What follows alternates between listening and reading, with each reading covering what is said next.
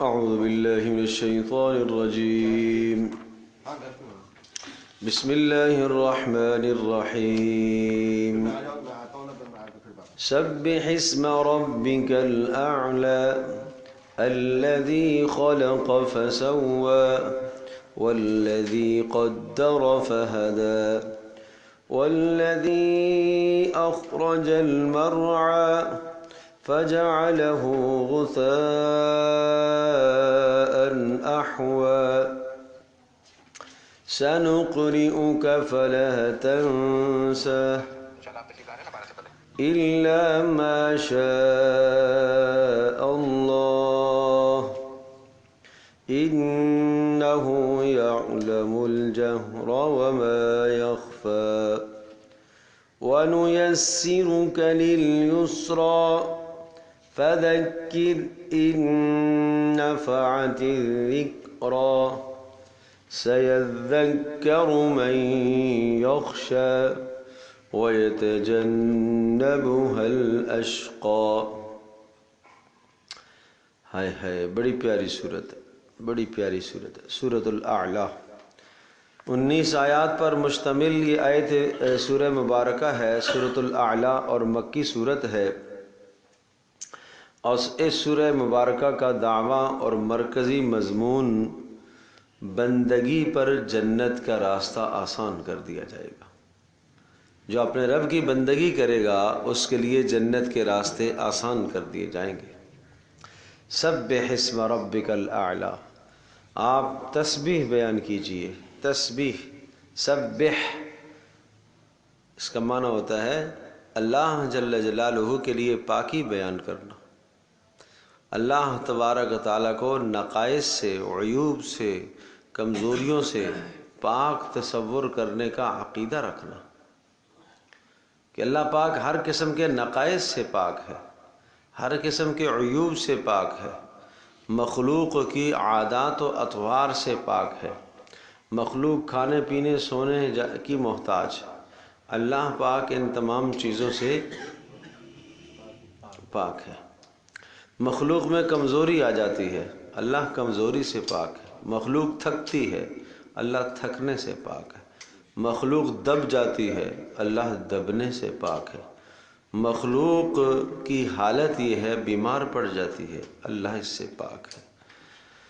مخلوق کو بیوی کی ضرورت ہے، بچوں کی ضرورت ہے، ماں باپ کی ضرورت ہے، اللہ اس سے پاک ہے. تو مخلوق کی عادات و اطوار سے اللہ پاک ہے.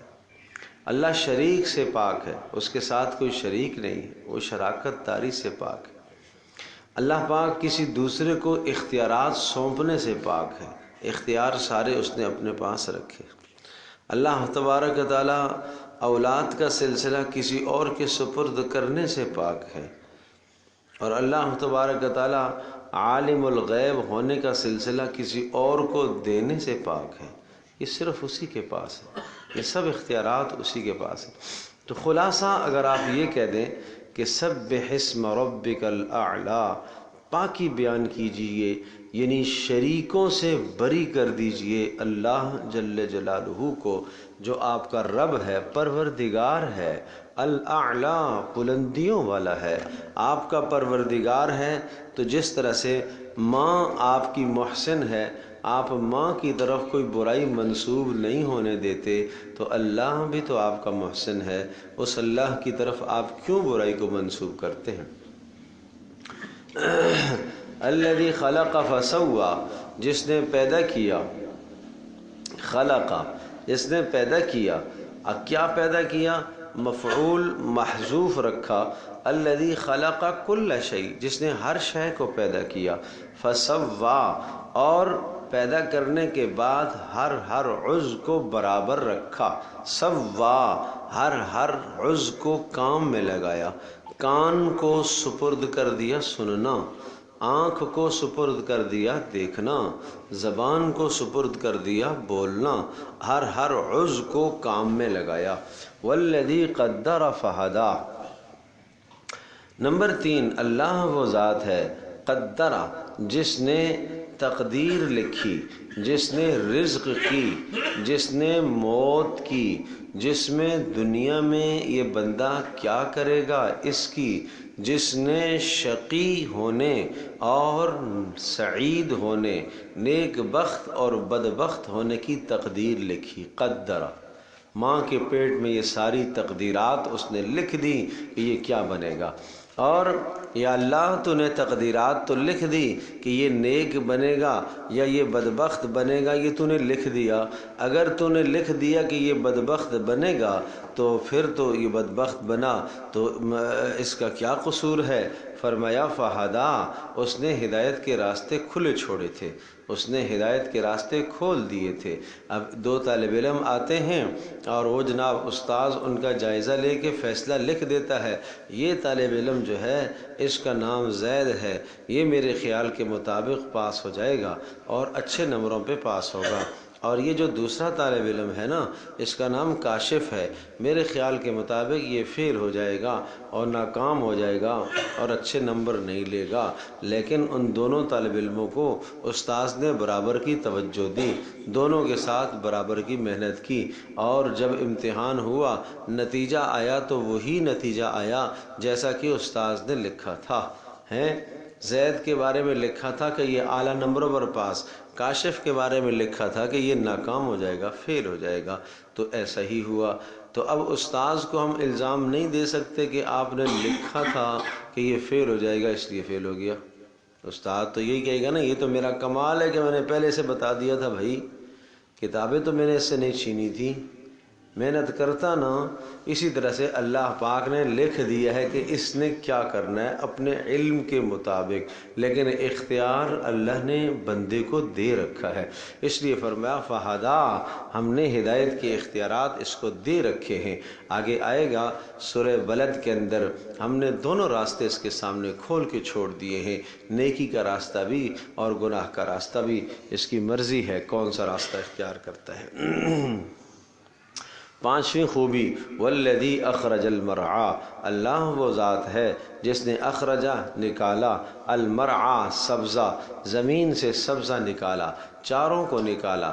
ان چاروں سے مراد وہ چیزیں ہیں جو زمین سے نباتات نکلتے ہیں، جن کو انسان بھی استعمال کرتے ہیں، جانور بھی استعمال کرتے ہیں. اور فجعلہ غثاء احوا، بڑا سبق ہے بھائی، بڑا سبق ہے، بڑا سبق ہے. فجعلہ، پھر اس چارے کو کر دیا، غثاء خشک، احوا چورا چورا. اس میں کیا سبق ہے؟ اس میں یہ سبق ہے اس اللہ نے زمین سے سبزہ نکالا، اور وہ سبزہ ابتدا میں نرم و نازک ہوتا ہے، بچے کی طرح. جیسے بچہ ابتدا میں کیا ہوتا ہے؟ نازک ہے، نزاکت ہے، اس کی خوراک بھی جو ہے احتیاط کی ہوتی ہے، کھانا پینا احتیاط کا ہوتا ہے. پھر وہ بچہ جوانی کو پہنچتا ہے، اور جب جوانی کو پہنچتا ہے تو قوت اور طاقت اس میں آ جاتی ہے. اس کے بعد وہ بڑھاپے کی طرف جاتا ہے. تو اسی طرح سے جیسے یہ سبزہ بچپنا تھا، اس سبزے کی جوانی ہوئی، پھر یہ سبزہ غصاں خشک ہو گیا، اور پھر یہ احوا چورا چورا ہو گیا. اسی طرح سے انسان تو بھی جوانی کے بعد پھر کیا ہے، بڑھاپے بھی یہ چلنا جائے گا تو تو خشک ہو جائے گا. آنکھوں سے بینائی خشک ہونا شروع ہو جائے گی، کانوں سے سنوائی کم ہونا شروع ہو جائے گی، اور اسی طرح سے جسم کی ہڈیوں میں طاقت کم ہونا شروع ہو جائے گی، اور چہرے کے اندر وہ رونقیں نہیں رہیں گی جو جوانی کی ہوتی ہیں. اور پھر اس کے بعد مرے گا تو کیا ہو جائے گا؟ احوا چورا چورا ہو جائے گا، چورا چورا ہو جائے گا. یہ ہے سبق. اب ان سب باتوں کے بعد انعامات سن لیجئے. ہم نے آپ کو کیا دیا ہے؟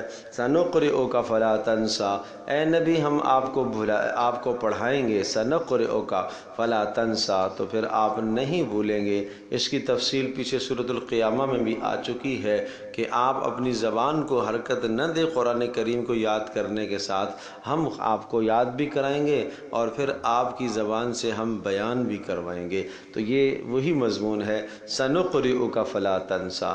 جس بچے کا ذہن کمزور ہو اور وہ بچہ پڑھائی میں نہ نکلتا ہو آگے، تو سنقرئک فلا تنسیٰ اس آیت کو ہر نماز کے بعد 21 مرتبہ پڑھیں، اول و آخر 3 بار درود شریف پڑھیں اور پھر یہ پڑھیں سنقرئک فلا تنسیٰ۔ یہ پڑھ کر پانی پر دم کر کے اسے پلائیں اور براہ راست اس بچے کو دم بھی کریں۔ سنقرئک فلا تنسیٰ، بس ایک ہی آیت ہے، سنقرئک فلا تنسیٰ، سنقرئک فلا تنسیٰ۔ دیکھنا کیا فرق آتا ہے بچے کی ذہانت میں، آپ دیکھیں گے۔ یہ قرآن کریم ہے، اللہ کا عجیب کلام ہے، اور یہ اصل میں کیسے سمجھاؤں؟ اللہ کرے میں سمجھانے پر قادر ہو جاؤں اور میری بات آپ کے دل و دماغ میں اتر جائے۔ نیتیں ہم نہیں کرتے، مول صاحب نے وظیفہ بتا دیا، چلو جی لگ گئے پاگلوں کی طرح۔ وہ اللہ کے بندو نیت کرو، نیت کرو، نیت کرو کہ جناب سنقرئک فلا تنسیٰ کا معنی کیا ہے کہ ان قریب ہم آپ کو ایسا یاد کرائیں گے کہ کبھی بھی نہیں بھولے گا۔ اے اللہ تو نے اپنے نبی کو یہ کہا ہے کہ تجھے ایسا یاد کرائیں گے کہ کبھی بھی نہیں بھولے گا، اے اللہ میرے بچے کو بھی ایسا یاد کرا دے کبھی بھی نہ بھولے۔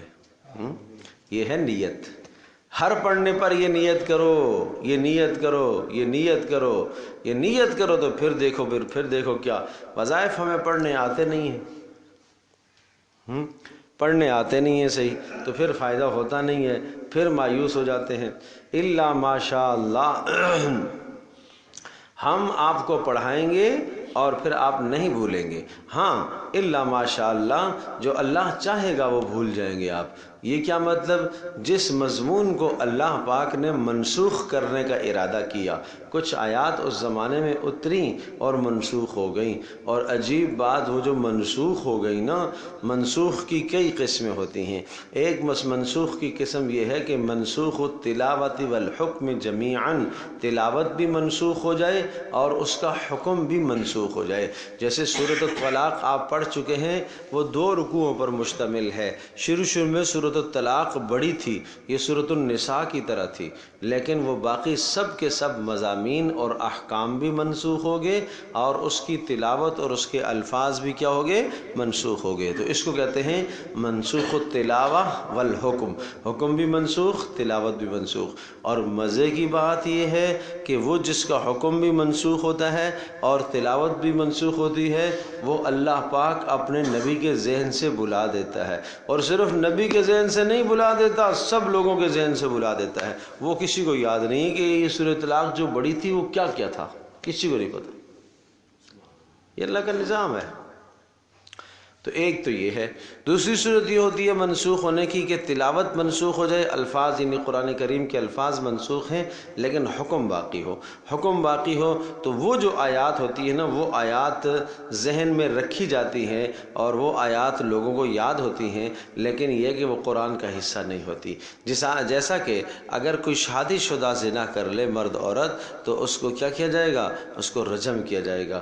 غیر شادی شدہ کرے تو 100 کوڑے مارے جائیں گے۔ تو اب سورۃ النور کے اندر اگر غیر شادی شدہ زنا کرے تو اس کی سزا کی آیت موجود ہے اور حکم بھی یہی ہے فجلدو، کہ ان کو جناب 100 کوڑے لگانے ہیں۔ لیکن اگر شادی شدہ ہیں، الشیخ والشیخوخۃ اذا زنیا فرجموہما نکالا من اللہ واللہ عزیز حکیم، یہ آیت پہلے تھی سورۃ النور کے شروع میں، یہ آیت تھی، لیکن اب یہ آیت ختم کر دی گئی ہے، لیکن لوگوں کے ذہنوں میں ہے۔ کیوں ہے؟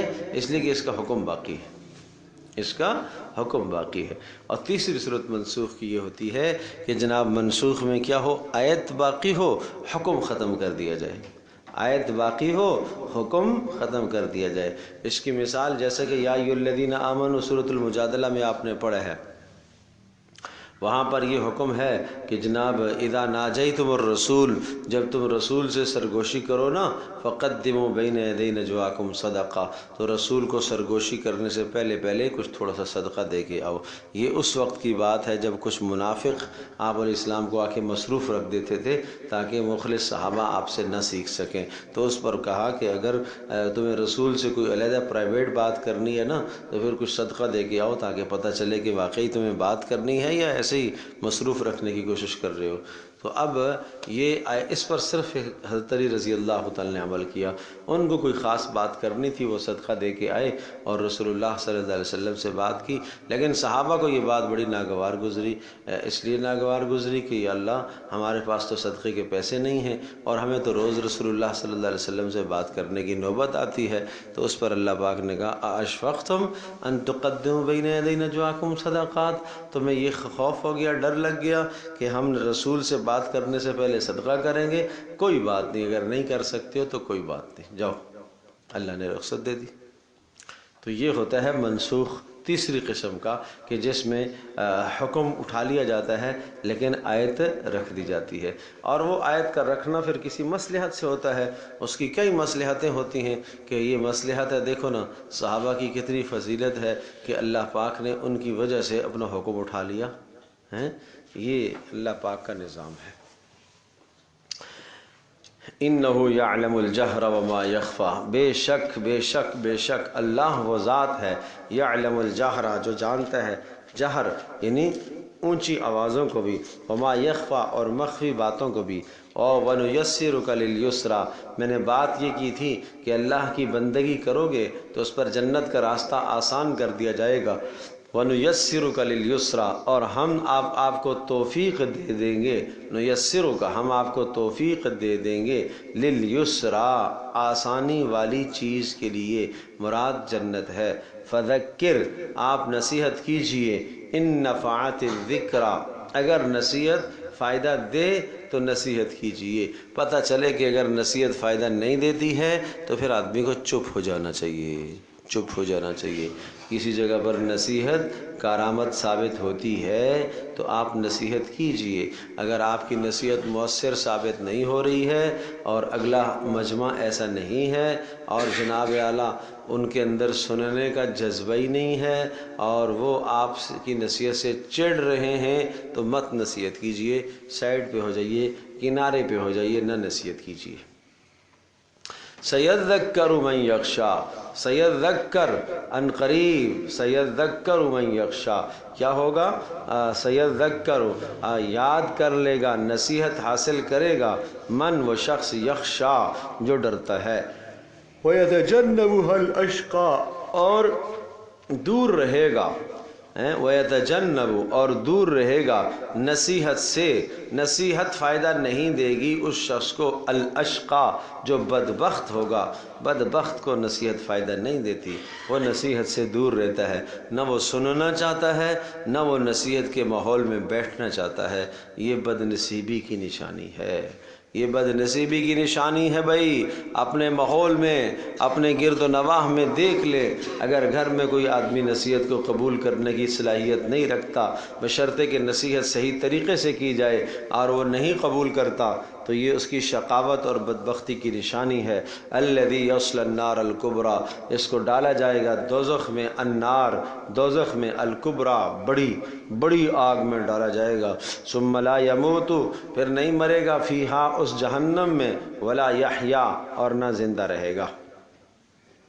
موت اور حیات دو آپس میں ضدیں ہیں. جیسے آپ کہتے ہیں کہ پانی اور آگ جمع نہیں ہو سکتے، پانی اور آگ جمع نہیں ہو سکتے، اسی طرح سے موت اور حیات جمع نہیں ہو سکتے. یہ آدمی زندہ ہے تو مرا ہوا نہیں ہے، مرا ہوا ہے تو زندہ نہیں ہے.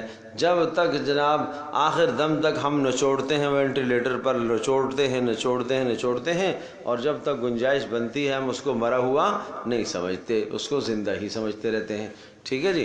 جب اس کو ہم زندہ سمجھتے رہتے ہیں، اب اللہ کہہ رہا ہے کہ جہنم میں نہ یہ مریں گے نہ یہ جئیں گے، تو پھر کیا ہوگا؟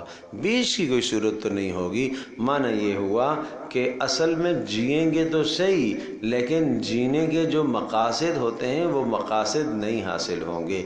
تو مقاصد کا نہ حاصل ہونا کبھی کبھی نفی کا سبب بن جاتا ہے. تو یہاں جو نفی کی جا رہی ہے نا، مثال کے طور پر میں نے آپ سے کہا جاؤ بھائی 4 آدمی 4 مزدور پکڑ کے لے آؤ. اچھا کیا کرنا ہے بھائی؟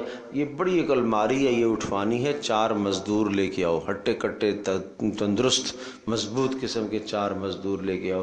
اب آپ جناب 3 تو آپ کو مل گئے اچھے، اور ایک جناب غریب کمزور سا مل گیا. اب وہ کمزور سا مل گیا جناب، وہ تو بیمار ہے، اب وہ اٹھائے گا کیا؟ تو آپ نے کہا بھائی میں نے تمہیں کہا تھا 4 آدمی لانا، تو 3 لے کے آیا ہے. وہ کہے گا میں تو 4 لایا ہوں. تو بھائی یہ جو چوتھا ہے نا یہ کسی کام کا نہیں ہے. تو اس کا مطلب یہ کہ اصل آپ نے کیا ہے 3 لائے ہیں. تو کبھی کبھی جب مقصد حاصل نہ ہو تو چیز کی نفی کر دی جاتی ہے، اس لیے کہ چوتھے سے وہ مقصد حاصل نہیں ہوگا تو ہم کہیں گے کہ آپ نے 3 آدمی دیے ہیں. اسی طرح سے جہنم کے اندر زندگی تو ہوگی لیکن اس زندگی کا مقصد نہیں ہوگا، تو اس لیے اس کو زندگی کو کس سے تعبیر کر دیا؟ موت سے. آپ نہیں کہتے دنیا میں جب آپ پریشانیاں ہوں، غم ہوں، مصیبتیں ہوں، کوئی خوشی نہ ہو، یار اس جینے سے مرنا ہی اچھا ہے. کہتے ہیں نا اس جینے سے کیا ہے؟ مرنا ہی اچھا ہے. اس لیے کہ جینے کی جو لذت ہوتی ہے خوشی وہ تو ہے نہیں. تو اسی طرح سے جہنمیوں کو زندگی تو ہوگی لیکن اس زندگی کی کوئی لذت نہیں ہوگی. اچھا جی، قد افلح من تزکا، یقیناً کامیاب ہو گیا وہ آدمی، من تزکا جس نے اپنے آپ کو پاک کر لیا. اب اس کا تعلق بالکل شروع آیت کی سورت کی پہلی آیت سے ہے. جس نے اپنے آپ کو پاک کر لیا یعنی اس کے باطن میں اللہ تبارک تعالیٰ سے متعلقہ جو غلط نظریات پائے جاتے ہیں ان غلط نظریات سے اپنے آپ کو پاک کر لیا، شرکیہ عقائد سے اپنے آپ کو پاک کر لیا. نمبر 2 اعمال خبیثہ سے، برے اخلاق سے، حسد، کینہ، بغض، نفرت، حب جاہ، دنیا کی محبت، ان سب چیزوں سے اس نے اپنے آپ کو کیا کر لیا؟ پاک کر لیا. تو کامیاب ہے وہ آدمی جس کے عقائد بھی سنور گئے، جس کے اخلاق بھی سنور گئے، وہ ہے کامیاب.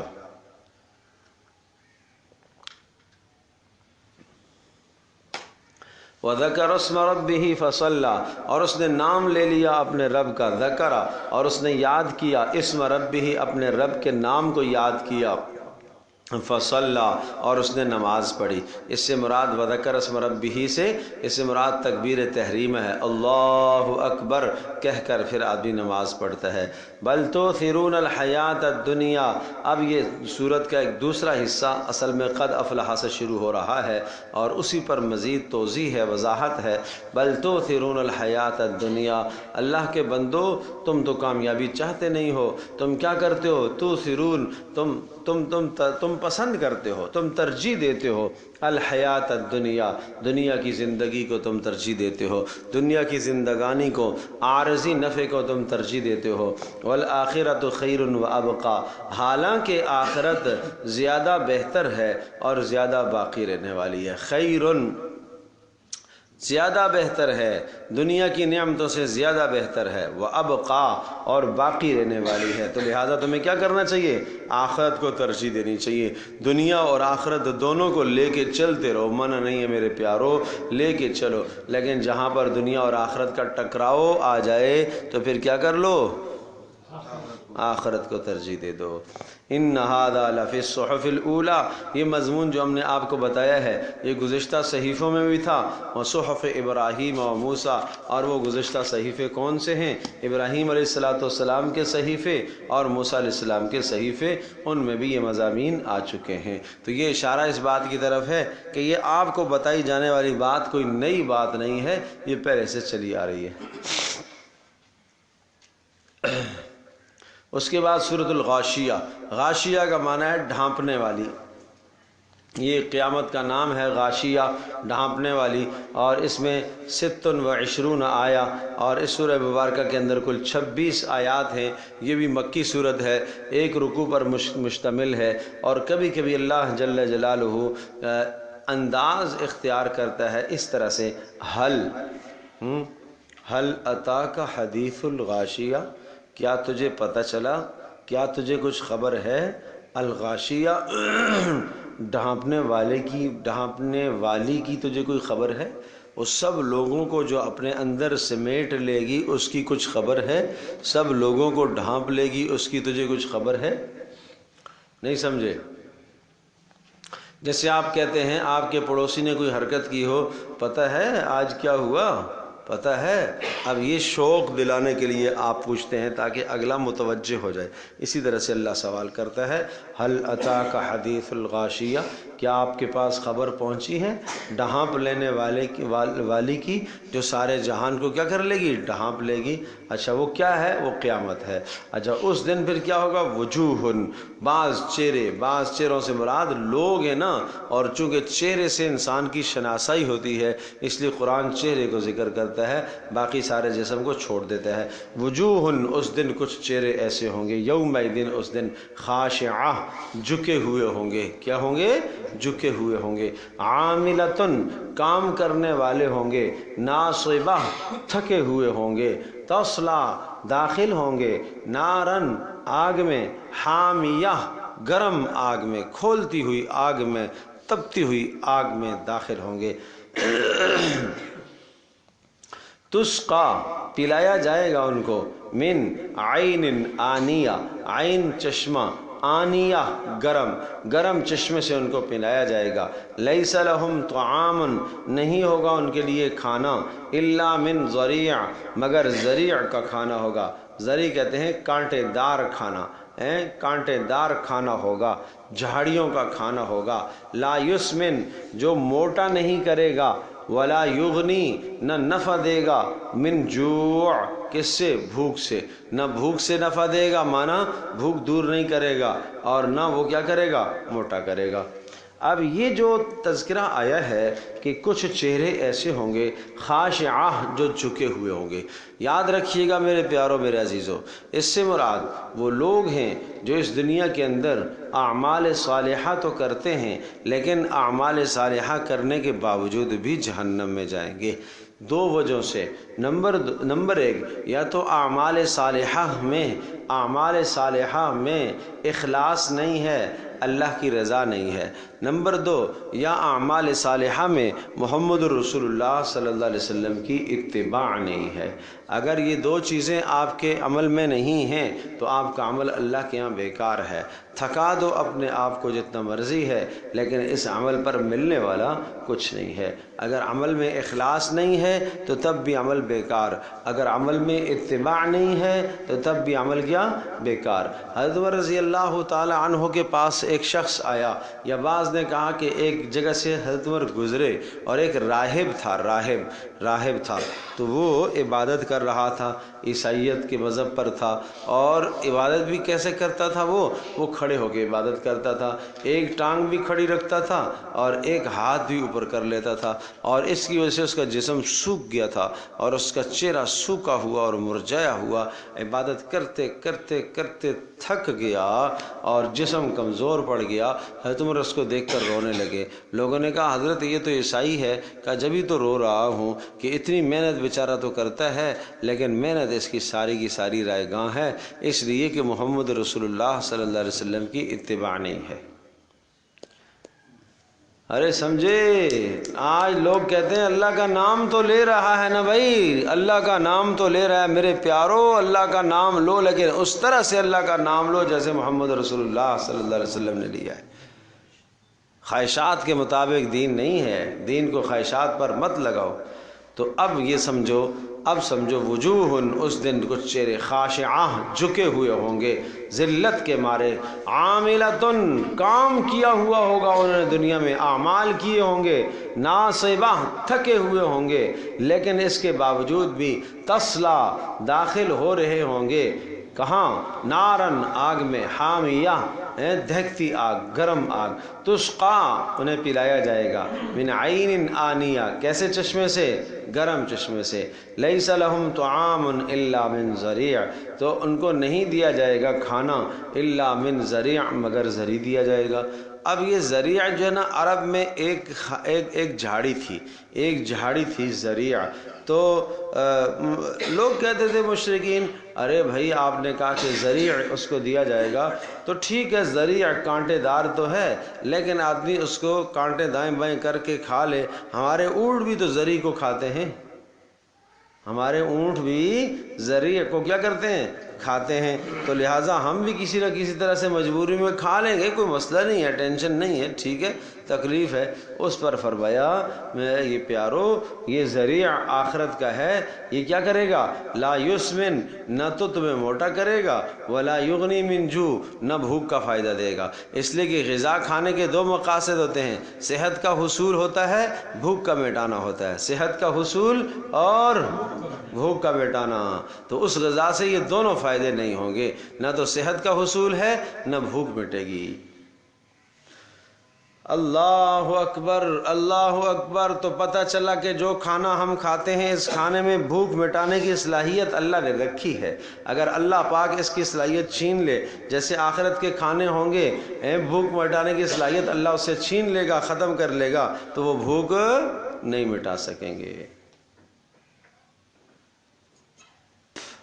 وجوہ یومئذ ناعمہ، اس دن کچھ چہرے ایسے ہوں گے تر و تازہ، ناعمہ تر و تازہ، خوش و خرم، تر و تازہ۔ ناعمہ کسی کا نام رکھ سکتے ہیں، کسی بچی کا نام رکھ سکتے ہیں۔ لسعیہا راضیہ، وہ اپنی کوشش پر راضیہ، خوش ہوں گے، خوش ہو رہے ہوں گے۔ راضیہ بنا راضی، راضی رہنا، تو راضیہ کسی بچی کا نام رکھ دو بھائی، ناعمہ کسی بچی کا نام رکھ دو بھائی۔ لیکن میں ایک بات عرض کیا کرتا ہوں، میری باتوں کو بڑی توجہ سے سنو، سنی انسنی نہ کر دیا کرو۔ مفتی صاحب اگر ان کی کلپیں بن جائیں، جو چھوٹے چھوٹے مضامین میں نے بیان کیے ہیں نا، یہ ہلکے نہیں ہیں، یہ ہلکے نہیں ہیں۔ اور ابھی جو بات کہنے لگا ہوں یہ کروڑوں کی بات ہے اگر آپ اس کو ذہن نشین فرمائیں تو، لیکن کروڑ تو ہمیں تو پیسہ کروڑ نظر آ رہا ہے، بات کیا کروڑ نظر آئے گی؟ بات یہ ہے میرے پیارو، ہم رکھتے ہیں نام، بچوں کے نام رکھتے ہیں۔ یہ تقریر آپ نے مجھ سے بارہا سنی ہوگی کہ بچوں کے نام اچھے رکھو، یہ بھی تقریر آپ نے سنی ہوگی کہ جناب بچوں کے نام اچھے رکھنے کے ساتھ ساتھ صحابہ کے ناموں پر رکھو، انبیاء کے نام پر رکھو، بچیوں کے نام صحابیات کے ناموں پر رکھو۔ اللہ کے نبی نے 3 طرح کے نام رکھے، ایک بچے کا نام قاسم رکھا، اشارہ اس بات کی طرف ہے کہ اچھے معنی والا نام رکھ لینا چاہیے۔ ایک کا نام عبداللہ رکھا، اشارہ اس بات کی طرف ہے، دوسرا اصول پتہ چلا کہ نام ایسا رکھو اس کی نسبت اللہ کی طرف ہو، ہیں جی۔ تیسرا نام آپ نے ابراہیم رکھا، اشارہ اس بات کی طرف ہے کہ نیک لوگوں کے ناموں پر اپنے بچوں کے نام رکھ لینے چاہیے، ٹھیک ہے۔ اب مسئلہ یہ ہے کہ آپ اپنے بچے کا نام ابراہیم رکھنا چاہتے ہیں، تو ابراہیم نام رکھنے سے پہلے آپ سب کو پتہ ہے نا ابراہیم اللہ کے پیغمبر تھے، تو اب آپ کیا کرو؟ نیت کرو، نیت کرو۔ دیکھو نیت سے آثار پڑتے ہیں، یہ جو بچوں میں عادات منتقل ہوتی ہیں نا، نیت سے منتقل ہوتی ہیں۔ کس سے منتقل ہوتی ہیں بھائی؟ بولو بھائی، کس سے؟ نیت سے۔ اچھا اب میں ایک مثال دیتا ہوں نیت سے۔ مسجد کا پلاٹ ہے 1000 گز کا، کتنے کا؟ 1000 گز کا۔ اب اس 1000 گز کے پلاٹ میں ہم نے 600 گز پر تو ہم نے مسجد کا ہال بنا لیا، اور 200 گز پر ہم نے مسجد کا جناب باہر صحن چھوڑ دیا، ہیں جی۔ تو کتنے ہو گئے؟ 800 ہو گئے، اور 200 کو ہم نے جناب وضو خانے کے لیے رکھ لیا، باتھ روموں کے لیے رکھ دیا، اور 1000 کے اندر ہم نے باؤنڈری ڈال دی مسجد کی۔ تو اب آپ جانتے ہیں کہ وضو خانے کی جو جگہ ہے اور باتھ روموں کی جو جگہ ہے، یہ جگہ تو مسجد ہی کی ہے مگر مسجد سے خارج ہے، نہیں سمجھے؟ جگہ تو مسجد ہی کی ہے مگر کیا ہے؟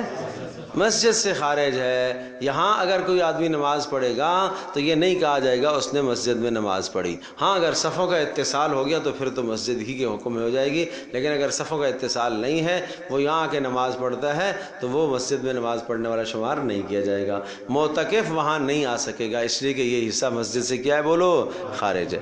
اب ہمیں ضرورت پڑ گئی ہے آئندہ، اب وہ جو ہم نے 1000 گز کا پلاٹ لیا تھا، باہر ہمیں جناب 200 گز کی جگہ کسی اور نے دے دی مثال کے طور پر، اب ہم نے وہ باتھ رومیں اس 200 گز میں منتقل کر دی۔ اب جہاں ہماری باتھ رومیں تھیں تو اب ہم نے متولیوں سے کہا، انتظامیہ سے کہا کہ یہ اس جگہ کی آپ نیت کر لو بھائی۔ یہ جب آپ نے نیت کر لی تو اب یہ کیا ہو گئی؟ مسجد میں شامل ہو گئی۔ جب شامل ہو گئی تو اب گویا کہ اب یہاں معتکف آ سکتا ہے. ٹھیک ہے.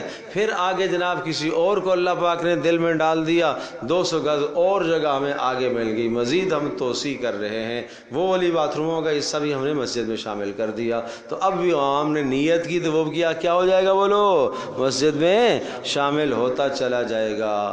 تو پتہ چلا نیت سے کچھ اثر پڑتا ہے کہ نہیں پڑتا ہے. یہ نہیں سمجھیے تو ایک اور سمجھو, وہ یہ سمجھو کہ جناب آپ آج تیمم کرنے لگے ہو, اور تیمم کرنے لگے ہو, آپ کا تیمم اس وقت تک نہیں ہوگا جب مٹی سے پاکی حاصل کرنے کی نیت نہ کرو. جبکہ وضو کرنے میں اگر آپ نے نیت نہ کی تو تب بھی آپ کا وضو ہو جائے گا. ایک آدمی چلتے چلتے اتنی تیز بارش یا چلتے چلتے جناب راستے میں ایک نہر آئی, اس میں کود گیا, ایک حوض میں جناب پھسل کے ڈوب گیا, وہاں سے نکل آیا اور جناب اس کا سارا بدن مکمل طور پر بھیگ گیا, بے وضو تھا, وضو ہو گیا. نہیں سمجھے, وضو ہو گیا. لیکن ایک آدمی چل رہا تھا جناب کراچی میں, ڈسٹ تو ویسے بھی پڑتا ہے, اتنا ڈسٹ پڑا کہ چہرے کی داڑھی بھی سفید ہو گئی, لیکن تیمم نہیں ہوا میرے پیارے. اس لیے کہ تیمم کے لیے نیت کرنی پڑتی ہے. تو نیت کرنے سے یہ مٹی جو ہے نا یہ پاکی کا ذریعہ بنے گی. اگر نیت نہیں کریں گے تو یہ پاکی کا ذریعہ نہیں بنے گی. اب بات سمجھ میں آ گئی. اب میرے پیارو, آپ اپنے بچے کا نام ابراہیم رکھنا چاہتے ہو تو کچھ دن پہلے حضرت ابراہیم علیہ السلام کی صفات و اطوار و عادات و اخلاق و کردار کا مطالعہ کرو. اگر آپ کو فرصت ملے مطالعہ کرو, اور پھر جب اپنے بچے کو آپ پکارو ابراہیم, تو اب آپ حضرت ابراہیم علیہ السلام کی صفات کو ذہن میں لاؤ, ابراہیم علیہ السلام کی کردار کو, اخلاق کو, بلند صفات کو ذہن میں لاؤ. پھر آپ جب اس کو پکاریں گے ابراہیم, تو اب ابراہیم کی صفات ادھر منتقل ہوں گی. نہیں سمجھے؟ عائشہ رکھ لیا ہے تو عائشہ کے کردار کو تم جانتے ہو, اگر سمجھتے ہو, اور عائشہ کا کردار آپ کو معلوم ہو, رضی اللہ تعالی عنہا کا کردار آپ کو معلوم ہو, تو پھر میرے پیارو, پھر حضرت عائشہ رضی اللہ تعالی عنہ کے متعلق پڑھو. پھر جب اپنی بچی کو عائشہ کر کے پکارو تو فوری تمہارے ذہن میں حضرت عائشہ رضی اللہ تعالی عنہا آ جائے اور ان کی صفات و کردار آ جائیں, تو اب یہ صفات و کردار عائشہ کی اس بچی میں منتقل ہوگی. اس لیے کہا جاتا ہے اچھے نام رکھو. عبداللہ نام رکھا ہے بھائی ہم نے بچے کا. کیا نام رکھا جی؟ عبداللہ. بھائی عبداللہ آپ نے نام کیوں رکھا؟ وجہ دیکھو, یہ پہلا حق ہے, ماں باپ کا پہلا حق ہے نام کا درست رکھنا, یہ پہلا حق ہے. عبداللہ نام رکھا. عبداللہ کا نام میں نے اس لیے رکھا ہے کہ عبداللہ کا مطلب ہے اللہ کا بندہ, اللہ کا بندہ. بھائی جب بھی نام پکارو تو یہ نیت کرو کہ یہ اللہ کا بندہ ہے, اللہ اس میں اپنی بندگی کو ڈال دے. پھر عبداللہ نام کے بہت سارے صحابہ تھے ہیں. اب ہر صحابی کا کردار الگ تھا. ایک عبداللہ بن عمر رضی اللہ تعالی عنہ, حضرت عمر کے بیٹے عبداللہ تھے, ٹھیک ہے, اور تہجد گزار تھے, بہت زیادہ تہجد گزار تھے ہیں جی. ایک عبداللہ بن عباس تھے, مفسر قرآن ہیں, قرآن کریم کی تفسیر کو جانتے تھے.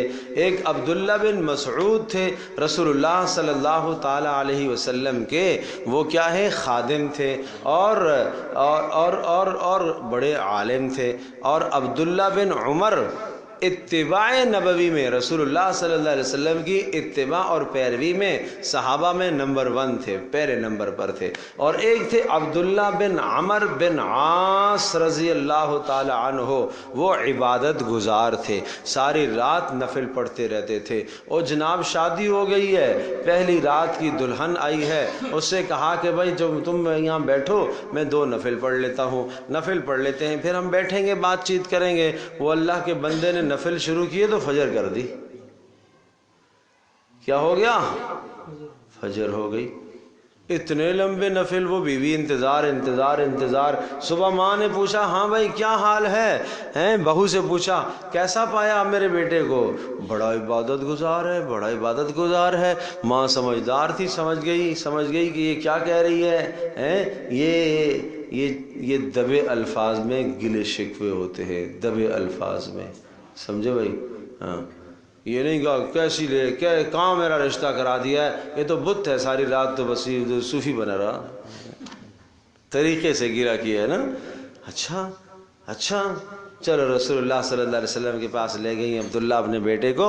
اللہ کے رسول یہ میرا بچہ عبداللہ ہے، اس کی میں نے شادی کرائی ہے اور یہ پہلی رات ہے، اور اس کی بیگم سے میں نے پوچھا کہ عبداللہ کیسے ہیں؟ تو بیگم نے کہا کہ بڑا عبادت گزار ہے. آپ نے فرمایا عبداللہ دیکھو بیگم کا بھی حق ہے، اللہ کا بھی حق ہے، جسم کا بھی حق ہے، اپنی آنکھوں کا بھی حق ہے. ہر حق والے کو اس کا حق دو. اعتدال سکھایا نا کہ کچھ وقت آپ کو بیوی کو بھی دینا ہے، اور راتوں کا کچھ وقت اپنے آپ نے رب کو بھی دینا ہے، اور کچھ وقت اپنے جسم کو آرام کے لیے بھی دینا ہے. اور آنکھ کا بھی حق ہے کہ ساری رات جگاتا رہا اس آنکھوں کو، تو اس آنکھ کا کیا ہے؟ حق ہے. میں جوان سے بات کیا کرتا ہوں، ساری رات موبائل دیکھتا رہا، نیٹ پہ لگا رہا، فضولیات دیکھتا رہا، تو کیا اس آنکھ کا حق نہیں ہے؟ اس آنکھ کا حق تو نے ادا نہیں کیا. بات یہ عرض کر رہا تھا ہم نے نام رکھنا ہے بچے کا عبداللہ. سوال یہ کہ کون سے عبداللہ پر آپ نے بچے کا نام رکھا؟ عبداللہ بن مسعود کے نام پر رکھا، عبداللہ بن عباس کے نام پر رکھا، عبداللہ بن عمر کے نام پر رکھا، عبداللہ بن عمر بن عاص کے نام پر رکھا، عبداللہ بن زید کے نام پر رکھا؟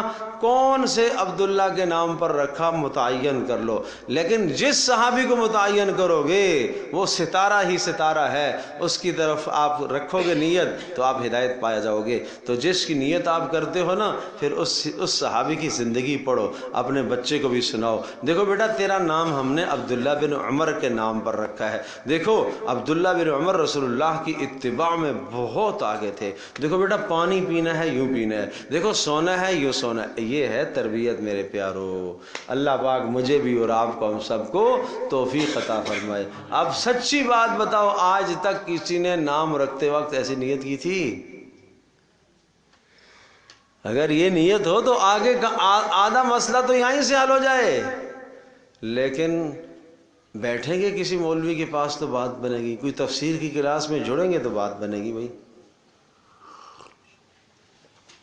کیا خیال ہے؟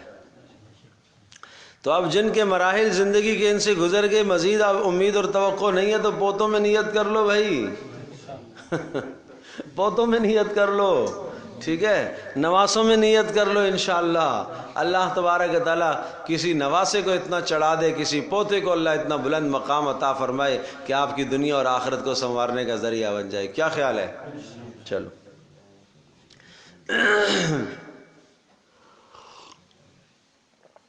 تو اچھا نام رکھا کرو بھائی، اچھا نام رکھا کرو، ٹھیک ہے نا. کہاں چل رہے تھے؟ ہاں جی، ناعمہ سے بات آئی. راضیہ فی جنت عالیہ، یہ کہاں پر ہوں گے؟ فی جنت عالیہ، بلند و بالا جنت میں ہوں گے. لا تسمع فیہا لاغیہ، نہیں سنیں گے اس میں بیہودہ بات، بک بک کی باتیں نہیں سنیں گے. فیہا عین جاریہ، اس میں چشمے ہوں گے بہنے والے. فیہا سرر مرفوعہ، اور اس میں مسحریاں ہوں گی، تخت ہوں گے بیٹھنے کے لیے، مسحریاں ہوں گی، چارپائیاں ہوں گی یا تخت ہوں گے. مرفوعہ، بچھے ہوئے. کیسے کیے ہوئے؟ ارے میرے پیارو آؤ، گھر سنوارنے کا سلیقہ قرآن کیا بتاتا ہے؟ کیا کرنے کا؟ میں عرض کیا کرتا ہوں ابھی منگل کا جو میرا بیان تھا اس میں نے یہ بہت تفصیل سے یہ بات عرض کی تھی کہ عورت کو اللہ پاک نے گھر کے سکون کا ذریعہ بنایا ہے. قرآن کریم کے اندر جو اس کی تخلیق کا مقصد بتلایا تاکہ سکون حاصل ہو، تو وہ عورت کو پرسکون، گھر کا ماحول پرسکون بنانا کس کا کام ہے؟ بولو. تو سرر مرفوعہ سے یہ پتہ چلتا ہے کہ جناب جب مرد آئے تو پہلے سے بستر بچھا ہوا ہو، اس کا چارپائی لگی ہوئی ہو، اس کا بیڈ لگا ہوا ہو. ایسا نہ ہو کہ صاحب آئیں تو اب جناب چارپائی چھت سے نیچے اتر رہی ہے اور اب فلاں جگہ سے آ رہی ہے. نہیں، پہلے سے لگا ہوا ہونا چاہیے. یہ اس بات کی طرف اشارہ ہے. نمبر 2، اگلا جملہ گھر سنوارنا ہے. قرآن گھر سنوارنا بھی بتاتا ہے ماں بہن، گھر سنوارنا بھی بتاتا ہے. وَأَكْوَابٌ مَوْضُوعَةٌ، سب سے زیادہ ضرورت پڑنے والا، ہر شخص کو جو ضرورت پڑنے والا برتن ہے وہ کیا ہے؟ پیالہ ہے، گلاس ہے، پانی پینے کے برتن. وَأَكْوَابٌ، اور وہ کپ، موضوعہ، رکھے ہوئے ہوں گے. رکھے ہوئے ہوں گے، اشارہ اس بات کی طرف ہے پانی کے قریب رکھے ہوئے ہوں گے، لہٰذا جہاں آپ کے پانی پینے کی جگہ ہے گھر میں، آپ نے جناب کیا ہے کولر رکھا ہوا ہے، مٹکا رکھا ہوا ہے، کوئی اور برتن رکھا ہوا ہے، ساتھ گلاس رکھنا یہ قرآن ہمیں آداب بتاتا ہے، اور پانی پی کر گلاس بھی واپس وہاں ہی رکھنا یہ قرآن ہمیں آداب بتاتا ہے۔ آپ گلاس میں ڈال کے اپنے بیڈ کے پاس لے گئے اور آپ نے وہاں ہی رکھ لیا تو یہ اکواب موضوعہ نہیں ہوا۔ تو گھر کون سنوارے گا؟ یہ گھر عورت سنوارے گی نا۔ تربیت دے اپنے بچوں کو، تربیت دے۔ اکواب موضوعہ، یہ نکتے نکل رہے ہیں گھر کے سنوارنے کے۔ آؤ قرآن کریم سے پوچھتے ہیں گھر کیسے سنورتا ہے۔ وہ اکواب تو صرف کپ کی بات نہیں ہے، سارے برتن ایک نظام اور سلیقے سے گھر کے اندر رکھے ہوئے ہونے چاہیے، بستر سلیقے سے رکھے ہونے چاہیے، برتن سلیقے سے رکھے ہوئے ہونے چاہیے، جوتے سلیقے سے رکھے ہونے چاہیے، ہر شے کے رکھنے کی ایک جگہ متعین ہو، وہاں رکھی ہو تاکہ جب کسی کو ضرورت پڑے وہ وہاں ہی سے چیز اٹھا لے اور وہ استعمال کر کے واپس ہی رکھ دے۔ رات کو اللہ نہ کرے کوئی بیمار پڑ گیا ہے، چلو جی ہاسپٹل میں لے جانا ہے، چابی چابی گاڑی کی چابی، گاڑی کی چابی، گھر کی چابی، گھر کی چابی، وہ جناب ہنگامہ سارا لگا ہوا ہے، سب چابی ڈھونڈ رہے ہیں۔ یہ گھر کی بے قاعدگی کی نشانی ہے بھائی۔ ایک جگہ پر چابی متعین ہونی چاہیے نا، کہ گیٹ کی چابی بھی یہ ہے، گاڑی کی چابی بھی یہ ہے، تاکہ جس کو ضرورت ہو وہاں سے اٹھا لے۔ بات سمجھ آئی نہیں؟ یہ کہاں سے پتہ چل رہا؟ وَأَكْوَابٌ مَوْضُوعَةٌ، لکھ لیں میری مائیں بہنیں، لکھ لیں گھر کے اندر وَأَكْوَابٌ مَوْضُوعَةٌ، دیوار پر لکھوائیں، نقش کرائیں دیوار پر، اور تم پتہ نہیں کیا کچھ لکھواتی ہو، اور اپنے گھر کو سنوارنے کے لیے کیا کیا سینڈری اور کیا کیا چیزیں لا کے لگواتی ہو۔ وَأَكْوَابٌ مَوْضُوعَةٌ لکھ کر لگاؤ، اور اس کا مطلب ہے کہ ڈسپلن ہے گھر کا، ہر چیز باقاعدگی کے ساتھ، ضابطے کے ساتھ ہر چیز اپنی جگہ پر۔ بولتے نہیں ہو، ڈر رہے ہیں تو اب میں کیا کروں؟ آپ لوگ ڈر رہے ہیں کہ ایسا نہ ہو کہ آواز اوپر نہیں جائے گی، آپ پریشان نہ ہو، اوپر نہیں جائے گی۔ وَنَمَارِقُ مَصْفُوفَةٌ، نمارق، نمرقہ تکیے کو کہتے ہیں، کس کو کہتے ہیں؟ تکیے کو۔ وَنَمَارِقُ مَصْفُوفَةٌ، اور تکیے بھی گھر میں بچھے ہوئے ہوں، رکھے ہوئے ہوں، تکیے بھی کیا ہوں؟ بچھے ہوئے ہوں، رکھے ہوئے ہوں۔ اصل بہتر یہ ہے، افضل یہ ہے زمین پر بیٹھنے کا انتظام کیا جائے۔ ٹھیک ہے اعذار بھی ہیں تو لہٰذا معذور کے لیے کرسی بھی رکھ لی جائے، صوفہ بھی رکھ لیا جائے، لیکن اصل جو جنت کی نشستیں ہوں گی نا وہ اس طرح سے ہوں گی، سمجھو؟ نمارق مصفوفہ، نمرقہ، اور جناب تکیے، وہ مصفوفہ کا مطلب کیا ہے؟ صف میں، قطار میں رکھے ہوئے ہوں گے، قطار میں۔ آپ کا کمرہ ہے نا، یہاں سے لے کر وہاں تک صوفے رکھے ہوئے ہیں قطار کے اندر، قطار میں رکھے ہوئے۔ یہ نہیں کہ جناب ایک صوفہ، ایک تکیہ آگے پڑا ہوا ہے، ایک پیچھے پڑا ہوا ہے، ایک ادھر پڑا ہوا ہے۔ بچوں کو موقع ملا تو تکیے مار مار کے ایک دوسرے کا حشر نشر کر دیا، لڑائی کی نا، بچے لڑائی کرتے ہیں تکیوں سے، ہے جی؟ تو یہ نہیں ہے۔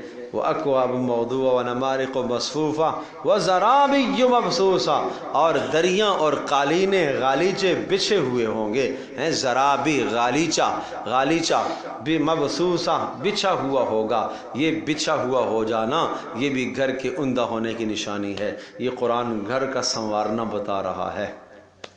ہو گئی بات پوری۔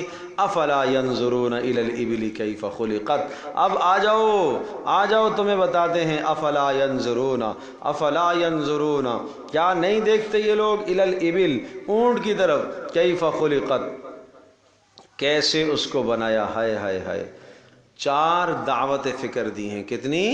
4 چیزوں کی طرف۔ اونٹ کو دیکھو، کیف خلقت، کیسے بنایا۔ وَإِلَى السَّمَاءِ، آسمان کو دیکھو، کیف رفعت، کیسے بلند کیا۔ وَإِلَى الْجِبَالِ، پہاڑ کو دیکھو، کیف نصبت، کیسے اس کو مضبوط جما دیا، گاڑ دیا۔ وَإِلَى الْأَرْضِ، زمین کو دیکھو، کیف سطحت، کیسے اسے بچھایا۔ کتنی چیزیں؟ 4۔ اب اگلی بات سنیے گا، فذکر، اب آپ نصیحت کیجئے، انما انت مذکر، بے شک آپ نصیحت کرنے والے ہیں۔ گویا کہ دین کا کام کرنے والا بھائی صرف میں نہیں ہوں، صرف تبلیغی جماعت نہیں ہے، آپ میں سے ہر آدمی ہے۔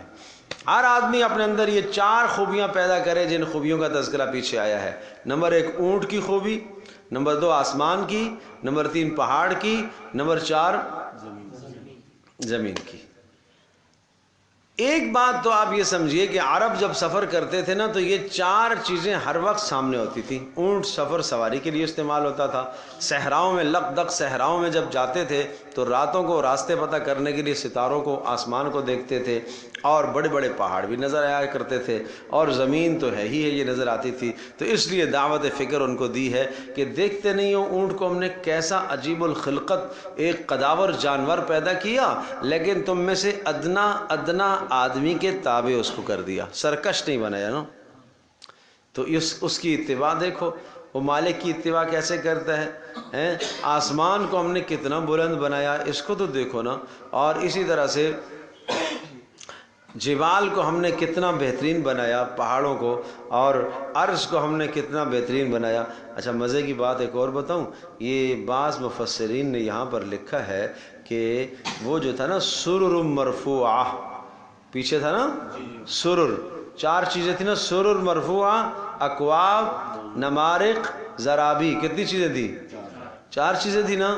سرر مسحریاں، بیٹھنے کی چیزیں. اونٹ کا تعلق اس کے ساتھ ہے، نہیں سمجھے؟ بیٹھنے کے لیے، ٹھیک ہے. اچھا جی، اس کے بعد کیا آیا تھا؟ اکواب. کیا آیا تھا؟ اکواب موضوعہ، رکھے ہوئے. اس کا تعلق جو ہے نا وہ الی السماء کیف رفعت کے ساتھ ہے، کیسے آسمان رکھے ہوئے ہیں، تہ بتہ رکھے ہوئے ہیں، ٹھیک ہے. اور اس کے بعد کیا تھا؟ نمارق مصفوفہ، صف در صف رکھے ہوئے ہیں تکیے. اس کا تعلق الی الجبال کیف نصبت کے ساتھ ہے، اس لیے نصبت یہاں بھی نصب ہے اور وہاں صف ہے. پہاڑ بھی صف در صف بچھے ہوئے لگے ہوئے ہوتے ہیں. وَإِلَى الْأَرْضِ كَيْفَ سُطِحَتْ، اس کا تعلق زرابی مبسوسہ کے ساتھ ہے، بچھی ہوئی قالین. تو زمین کو بھی ہم نے کیا کر دیا؟ بچھا دیا. اب ایک بات اور سمجھو، جو اگر آج کا یہ پیغام آج اس تفسیر کی کلاس سے لے گئے تو میں سمجھتا ہوں کہ آپ کامیاب ہو گئے. اب آگے جو کہنے لگا ہوں مفتی صاحب، آگے جو بات کہنے لگا ہوں 4 باتوں میں سے نمبر 1، بھائی آپ اپنے اندر صبر پیدا کرو جیسا اونٹ کا صبر ہوتا ہے. اونٹ کو نہیں دیکھتے ہو؟ صبر پیدا کرو جیسا اونٹ کا صبر ہوتا ہے. اس لیے کہ کھانے کو مل گیا تو کھا لیا، نہیں تو پتے کھا کے گزارا کر لیا. اور جناب 4 دن 6 دن پیاسا رہ جاتا ہے کہ نہیں رہ جاتا؟ اللہ نے اس کے اندر پیٹ میں ایک ایسی ٹنکی بنائی ہے جس میں اپنا پانی محفوظ کر لیتا ہے. سمجھو بھائی، کچھ نہ ملے تو جناب اچھا باقی جانور جو ہوتے ہیں بڑے نخرے والے جانور، اب گھوڑے کو چارہ ڈالنا پڑے گا، ہاتھی کو گنا لا کے کھلانا پڑے گا. اونٹ کو لیے کوئی مسئلہ نہیں ہے، کھول کے باہر چھوڑ دو، جائے گا باہر جائے گا، کوئی درخت دیکھے گا اس درخت سے پتے کھا لے گا، پیٹ بھر کے آ جائے گا. پانی آج نہیں ہے بھائی، آج ہماری بورنگ خراب ہے، چلو اونٹ گلا نہیں کرے گا، چلو ٹھیک ہے میرے پاس اپنا پانی ہے میں گزارا کر لوں گا، 7 دن تک تو چلتا ہے اس کے پاس. تو پتہ یہ چلا کہ صبر اپنے اندر کیسا پیدا کرو؟ اونٹ جیسا ہے جی. ایک وقت کا کھانا نہ ملا تو بھڑک اٹھے، خاص طور پر بچے، خاص طور پر میری بچیاں بھڑک اٹھتی ہیں، یہ کیا پکایا ہے، یہ کیا پکایا ہے، یہ تو ہم نہیں کھاتے. آج کل تو بچے تو چپس تو فلاں تو فلاں تو فلاں. آج گھر میں سبزی بنی ہوئی ہے، وہ اس زمانے میں تو وہ ایک دن ایک ریڈی والے کو دیکھا، وہ کیا کر رہا ہے، وہ نعرہ لگا رہا ہے سبزی وہ کھائے جس کا بیٹا امریکہ میں ہو. یہ کیا کہہ رہا ہے بھائی؟ کہا آج کل سبزی مرغی سے مہنگی ہے، سبزی وہ کھائے جس کا بیٹا کہاں ہو، امریکہ میں ہو. ٹھیک ہے. تو اب سبزی پکی ہے، کتنی پیاری سبزی پکی ہے، کتنی پیاری سبزی پکی ہے. تو نہیں جی، آج کل کے نئے بچے نہیں کھاتے. ہمیں کیا چاہیے؟ ہمیں برگر چاہیے، گوشت چاہیے. چلو آج سبزی پکی ہے تو آج کیا ہے، آج جناب باہر سے وہ پیزا لے کے آ جائیں. اب باپ بیچارہ مجبور ہے، ماں بیچاری مجبور ہے، گنجائش نہیں ہے تو وہ پیزے کا آرڈر کرے گی. دماغ کھا جاتے ہیں. تو اس لیے میرے پیاروں، میرے عزیزوں، میری درخواست ہے، یہ چیزیں اچھی نہیں ہیں، یہ چیزیں اچھی نہیں ہیں، یہ چیزیں اچھی نہیں ہیں۔ اونٹ کا صبر سکھاؤ اپنے بچوں کو، جو مل گیا بسم اللہ کھا لیا، اچھا مل گیا ٹھیک ہے، کیسا تیسا مل گیا کھا لیا، گزارا کر لیا بھائی، گزارا، زندگی گزارے کا نام ہے۔ اب نمبر 2، اللہ اکبر اللہ اکبر، تربیت کرو۔ اللہ مجھے بھی توفیق دے، آپ کو بھی، اور اپنے اندر بھی یہ صفات پیدا کرو۔ تیرے حوصلے بلند ہونے چاہیے، وَإِلَى السَّمَاءِ كَيْفَ رُفِعَتْ، آسمان کی بلندیوں کی طرح تیرے حوصلے کیا ہوں؟ بلند ہو۔ بتاؤ حوصلہ بلند ہو تو کتنی اچھی بات ہے۔ حوصلہ تیرا بلند ہو، سارا معاشرہ کہہ رہا ہے کہ نہیں یہ نہیں کرنا ہے، یہ نہیں کرنا ہے، ہم شادی پر نہیں آئیں گے نہیں آئیں گے، تیرا حوصلہ بلند ہو، کوئی نہیں آئے گا تب بھی میں سنت کے مطابق شادی کروں گا۔ حوصلہ تو بلند رکھو نا، نہیں سمجھے؟ حوصلے کس کی طرح ہونے چاہیے؟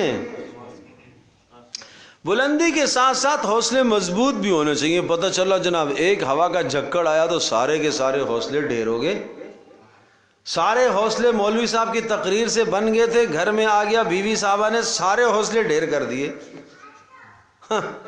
تو کہا کہ نہیں بھائی، وَإِلَى الْجِبَالِ كَيْفَ نُصِبَتْ، حوصلے تیرے مضبوط ایسے ہوں جیسے کہ پہاڑ کی طرح حوصلے ہوں، جیسے پہاڑ اپنی جگہ سے نہیں ٹلتا، تو طے کر کے آیا ہے، ایک حوصلہ بنا کے آیا ہے، تو اب حوصلہ تیرا ٹلنا نہیں چاہیے، اب بیوی کی باتوں سے متاثر نہیں ہونا چاہیے۔ اگر آپ درست چل رہے ہو تو پھر جم جاؤ، استقامت اختیار کرو، استقلال، استقامت، ٹھیک ہے۔ اس کے بعد چوتھا، وَإِلَى الْأَرْضِ كَيْفَ سُطِحَتْ، عاجزی میں زمین کی طرح بن جاؤ۔ کیسے زمین بچھی ہوئی ہے، اس کے اوپر جناب کیا ہیں، زندے لوگ چلتے ہیں، مردے اندر دفن ہوتے ہیں، کھدائی لوگ اس کی کرتے ہیں اور اس کے اندر نجاست ڈالتے ہیں، اور جناب کیا کچھ غلاظتیں اس پر ڈالتے ہیں، کبھی اس نے اعتراض نہیں کیا، وہ تواضع۔ تو اونٹ والا صبر، پہاڑ جیسے حوصلے بلند، کیا کہتے ہیں، آسمان جیسے حوصلے بلند، پہاڑ جیسے مضبوط، اور زمین جیسی تواضع۔ ہاں، تو جب یہ 4 خوبیاں اپنے اندر پیدا کریں گے، اب جاؤ فذکر، اب جا کے تذکیر کرو، اب جا کے تبلیغ کرو۔ ہاں، تبلیغ والے کو یہ 4 صفات آنی چاہیے اس کے اندر۔ اگر ان کے بغیر تبلیغ کرے گا، صبر ہے ہی نہیں ہے، اگلے نے کچھ سنا دی، اس نے رکھ کے چانڈا دے دیا، شاباش، سمجھے بھائی؟ تو یہ ہے، صبر ہونا چاہیے بھائی۔ ہم جہاں کہیں جاتے ہیں، کبھی کبھی عام طور پر تو ہم باہر تقریبوں میں کوشش کرتے ہیں، کچھ یہ نکاح شکاح کی تقریبیں جو باہر ہوتی ہیں، شادی حالوں میں نہیں جاتا ہوں، لیکن میں جاتا ہوں تو شرط رکھتا ہوں بھائی پردہ بھی ہونا چاہیے، اور یہاں ڈھم ڈھماکہ بھی نہیں ہونا چاہیے، موسیقی بھی نہیں ہونی چاہیے، ٹھیک ہے جی، ٹھیک ہے مولوی صاحب۔ اب وہاں جب جاتے ہیں تو پہنچتے ہیں تو جناب وہ تو یہ ہو گیا جی، یہ تو دوستوں نے کر دیا، ہم اسی قدم سے وہاں سے واپس آ جاتے ہیں، ٹھیک ہے۔ تو میرے ساتھ جو ساتھی ہوتے ہیں وہ بڑے اہتمام سے گئے تھے کہ آج کھانا شادی کا کھانا ہوگا، مزیدار کھانا ملے گا، واپس آ کے سارے گھروں میں، یا پھر واپس آ کے کوئی چائے روٹی جو مل جاتی ہے وہ کھا لیتے ہیں، صبر کر لو بیٹا، ٹھیک ہے۔ تو اس میں کوئی ٹینشن کی بات نہیں ہے۔ میری سگی خالہ، ان کے بیٹے کا جو ہے وہ ولیمہ تھا، تو میں نے پہلے بھی کہا کہ خالہ ایسا نہیں ہے، میں آؤں گا، لیکن آپ کو پتہ ہے نا، میں نمبر 1 پردہ ہونا چاہیے، پردہ ہوگا تو میں ولیمے میں آؤں گا، اور نمبر 2 جو ہے وہاں ڈھول ڈھماکہ نہیں ہونا چاہیے۔ اچھا ٹھیک ہے، بالکل بالکل بیٹا، آپ کی تو ہم رعایت رکھیں گے، بالکل ہم تو ساری پابندی کریں گے۔ اب وہاں جناب جب میں گیا، میں ایک ساتھی کو لے کے گیا، بھائی تو یہاں کھڑا رہے، تو جناب میں آتا ہوں، دیکھا فیملی لے کے گیا، بچے اچھے سارے خوش، جی آج جناب کھانا ملے گا، ہیں آج کھانا کھائیں گے۔ تو کافی پہلے کی بات ہے، 10-12 سال کی بات ہے، تو سارے بڑے جناب جذبات سے وہاں پہنچے۔ تو جیسے ہی ہم وہاں گیٹ سے اندر ہوئے تو وہ شور شرابہ، ایک ہنگامہ، ناچ گانا چل رہا ہے۔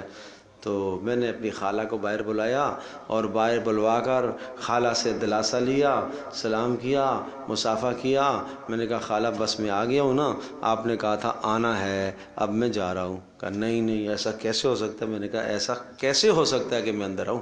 اس ڈھول ڈھمکے کے ساتھ میں کیسے اندر آؤں؟ کہا نہیں، آپ کے لیے الگ جگہ بنا لیں گے، آپ کے لیے۔ میں میرے لیے کیوں الگ جگہ بنا لیں گے؟ ہیں یہ تو ان کو آپ الگ جگہ دیتے نا، جو ڈھول ڈھمکا کر رہے ہیں، ان کو آپ الگ جگہ دیتے، مجھے آپ کیوں الگ؟ میں نہیں آؤں گا۔ میں وہیں سے واپس آ گیا، بہت محنت سماجت کی، میں کہا نہیں آئیں گے۔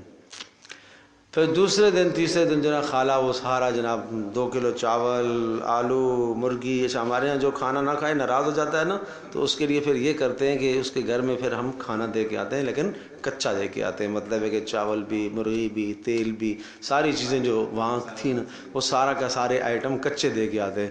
تو خالہ میری وہ کچا سارا آئٹم لے کے میرے پاس آئی، وہ پھر میں نے قبول کیا، سینے سے لگا لیا، میں نے کہا کوئی بات نہیں، آپ میری ماں ہیں نا، ماں کی جگہ ہے، لیکن میں ایسی جگہ پر نہیں آ سکتا کہ جب میں ایسی جگہ پر آؤں گا تو کل میں لوگوں کو کیا دعوت دوں گا۔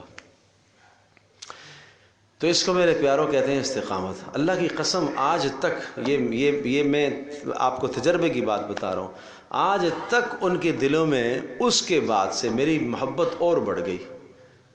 پہلے تو تھی اور خالہ کے جو بیٹے سب کے دلوں میں محبت اور بڑھ گئی کہ ہاں یار دیکھو مول صاحب جو ہے نا دین کے حوالے سے کمپرومائز نہیں کرتا۔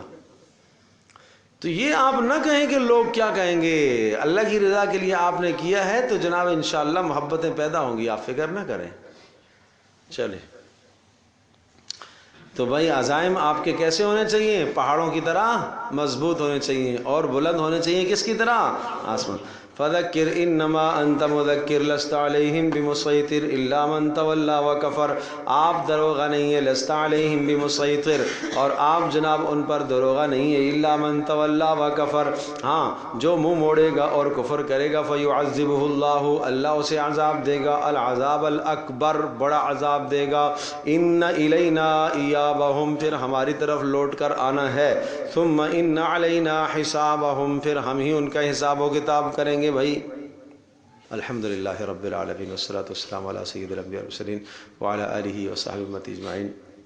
اللہم انا نسألک الہدی والتقی والعفاف والغنی، اللہم استر عوراتنا وآمن روعاتنا، اللہم اکفنا بحلالک عن حرامک واغننا بفضلک عمن سواک، یا حی یا قیوم برحمتک نستغیث، اصلح لنا شاننا کلہ ولا تکلنا الی انفسنا طرفۃ عین، وصلی اللہ تعالی علی خیر خلقہ محمد وعلی آلہ اجمعین برحمتک یا ارحم الراحمین۔